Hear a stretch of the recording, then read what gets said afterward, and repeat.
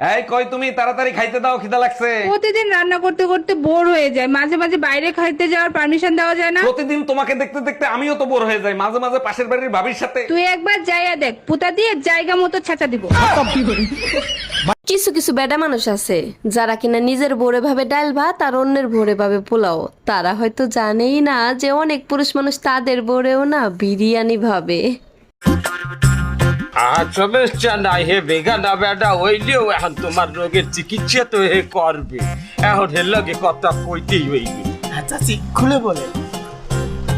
এক্সের ব্যথা শরীরে, পায়ের কেন দিয়ে ব্যথা উঠে রে রে রে রে রে রে রে রে রে রে রে রে করে এই তিননে উঠে তিননে খাইয়ে ওঠে। বুঝলাম না চাচি, আর কোনো সমস্যা একটু বুঝেই বলেন তো। নামাজে দেখালে খারাই, সেজদা দিতে গেলেই কোমরের মধ্যে সন্নাত করে ওঠে, কলজের মধ্যে এক্সের করে, রোদের মধ্যে খেতে ডাল ধোয়াইতে গেলেই মাথার মধ্যে চাংড়া দেয়, কানের মধ্যে ফাত ফাত করে ওঠে, ফাত ফাত করে ওঠে সান্নিকে। দূর বাড়া, কিছুই বুঝলাম না ভাবি। ওনার কথা তো কিছুই বুঝলাম না। উনি কোনো আর কোনো ডাক্তার দেখাইছে বা কোনো ওষুধ খাইছে এরকম কোনো?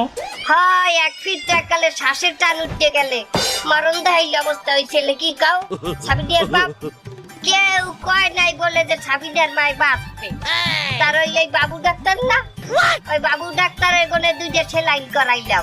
আচ্ছা আচ্ছা সেলেন, তারপরে বলেন কি? তারপরে ওই হো আর আদিন ধান কগ্গ বড়ি দিয়েছিলে, ট্যাবলেট দিয়েছিলে।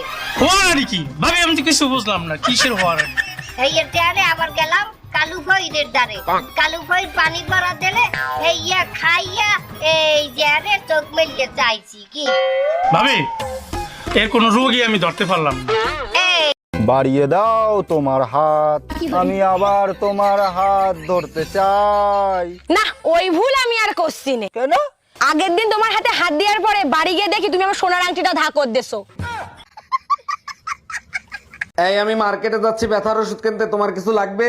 কালকে রাতে আমার স্যান্ডেল ছিঁড়ে গেছে, আমার জন্য এক জোড়া স্যান্ডেল নিয়ে এসো। শুধু স্যান্ডেল আনলেই হবে না, সাথে বেলুন খুন্তিও আনতে হবে? শুধু স্যান্ডেল আনলেই হবে, মাপটা নিয়ে যাও। মাপ লাগবে না, মাপ আমার পিঠে ছাপানো আছে।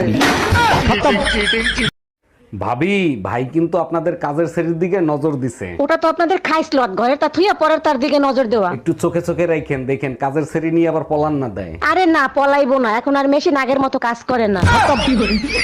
Bye bye. এই পাশের বাড়ির ভাবি পলাই গেছে, তুমি পুলিশ কমপ্লেন কেন করছো? বেইমানির শাস্তি যাতে পায় তার জন্য। এক মিনিট, তোমার সাথে ভাবি কি বেইমানি করছে? কথা ছিল আমার সাথে পলায় যাবে, এটা বেইমানি ছিল না? আজকে পুতা দিয়ে সাইচ্চা গলায় ফেলবো। আরে অরুণ ভাই, এত সকালে ব্যাগ গুছাই কোথায় যাচ্ছেন আপনি? হসপিটালে যাচ্ছি ভাবি, আপনারা বলতে ভুলে গেছে আমি না বাপ হইছি। এক মিনিট, আপনার ইচ্ছামের কারণে ভাবি 2 বছর আগে আপনারে ছাইরে চলে গেছে, তাইলে বাপ হইলেন কি করে? আসলে কি বলবো ভাবি, মাঝে মাঝে আমি না মাপ চাইতে যাইতাম।